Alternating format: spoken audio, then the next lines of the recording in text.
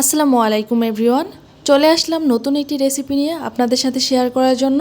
আজকে তৈরি করব ছোলা বুট ভুনা। আমরা কম বেশি সবাই রান্না বান্না পারি, তবে এক একজনের রান্না এক এক রকম। তবে মাঝে মাঝে মনে হয় যে একটু ভিন্ন স্বাদে রান্না করি, সেজন্য আমরা ভিডিও দেখি যে কিভাবে রান্না করলে টেস্টটা বেড়ে যাবে।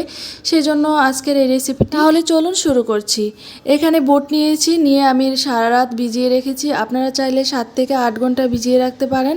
ভিজিয়ে এখন সিদ্ধ করে নিচ্ছি। বুটগুলো সিদ্ধ হয়ে গিয়েছে, এখন আমি উঠিয়ে একটা ছেঁকনিতে আমি ছেঁকে নিব। এবার আমি চলে যাব মেইন রেসিপিতে। চুলায় একটা ফ্রাই প্যান বসিয়ে দিয়েছি, এখন দিয়ে দিব তেল। তেলটা গরম হয়ে আসলে দিয়ে দিব 2টা বড় সাইজের পেঁয়াজ। পেঁয়াজগুলো আমি নেড়ে চেড়ে হালকা নরম করে নিব, হালকা একটু কালারটা চেঞ্জ হবে। এই পর্যায়ে দিয়ে দিব 2টা তেজপাতা আর 2টা দারচিনি, 3টা এলাচ। মশলাগুলো দিয়ে কিছুক্ষণ নেড়ে চেড়ে দিব। আর পেঁয়াজটা একটু কালারটা চেঞ্জ হয়ে আসবে, গ্রানও বের হয়ে আসবে, সেই সময় দিয়ে দিব আদা রসুন। এই পর্যায়ে দিয়ে দিব 1 টেবিল চামচ রসুন পেস্ট আর 1 টেবিল চামচ আদা পেস্ট। আদা রসুনগুলো কষিয়ে নিব, কাঁচা গন্ধটা দূর হয়ে আসলে বাকি মশলাগুলো দিয়ে দিব। আদা রসুন কষানোর পর কাঁচা গন্ধটা দূর হয়ে গেছে, এই পর্যায়ে দিয়ে দিব একটা টমেটোটা কিছুক্ষণ কষিয়ে নিব আর বাকি মশলাগুলো দিয়ে দিব। এই পর্যায়ে দিয়ে দিব স্বাদ মতো লবণ, হাফ চা চামচ হলুদের গুঁড়া, এক চা চামচ ধনিয়ার গুঁড়া আর 1 চা চামচ মরিচের গুঁড়া। সবগুলো মশলা দিয়ে কিছুক্ষণ কষিয়ে নিব। আর মশলাগুলো যাতে পুড়ে না যায়, এই পর্যায়ে হাফ কাপ পানি দিয়ে দিব।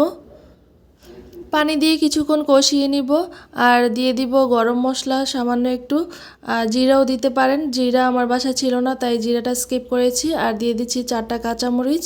তো সবগুলো মশলা কিছুক্ষণ কষিয়ে নিব আর তেলটা বেশি উঠবে, এই পর্যায়ে দিয়ে দিব বুটগুলা। তো বুটগুলো আমি অনেকক্ষণ কষিয়ে নিব, যতক্ষণ না লেগে না আসে ততক্ষণ আমি কষিয়ে নিব। আর সিদ্ধ তো হয়ে গেছে সিদ্ধর মধ্যেই, এখন শুধু কষিয়ে নিব। যত বেশি কষাবো তত বেশি টেস্ট হবে। তো আমি ঢেকে দিব, সবগুলা নেড়ে চেড়ে দিয়ে ঢেকে দিচ্ছি।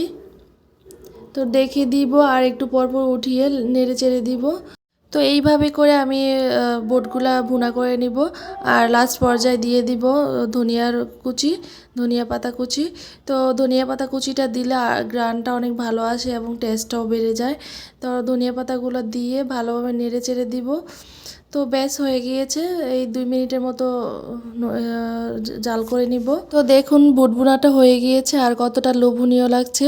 আশা করছি আজকের এই রেসিপিটি আপনাদের কাছে ভালো লেগেছে। আর যদি ভালো লেগে থাকে প্লিজ লাইক কমেন্ট করে আমার চ্যানেলটাকে সাবস্ক্রাইব করে পাশে থাকবেন।